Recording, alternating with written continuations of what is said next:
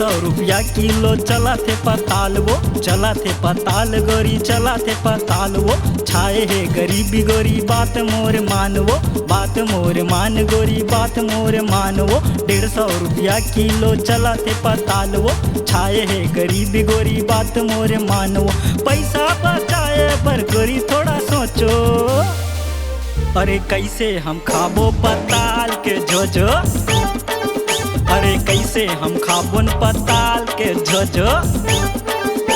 अरे तो झोझो कमाई मोर खेत में बेचा जाही वो। अरे कोई समझा दो यार एला।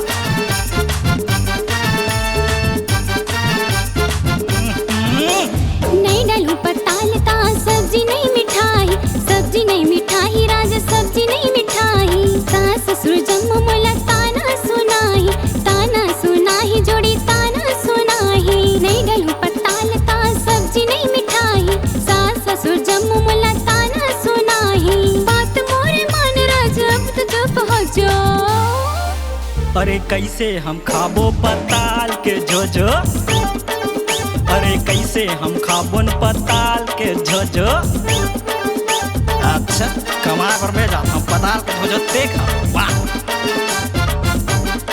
अगर ये साल तुम तीजापुर जाना है ना तो पताल के झोझो बुला जा और चुपचाप आलू घाटा रहा। ऐठी लूँ चुड़ी लूँ बात लमुर मान ले, बात लमुर मान ले वो, बात लमुर मान ले। ऐसो भेजू तीजापुरा ये लात जान ले, ये लात जान ले वो, ये लात जान ले।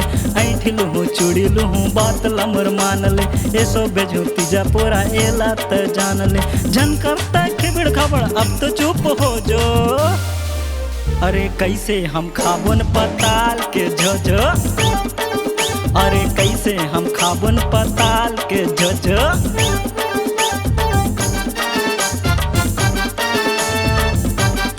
घर में बैठे बैठे खात ना तेगर से दाल भात नहीं मिठा, जाते खेत ना कमाते सब मिठा, दाल भात नहीं मिठा।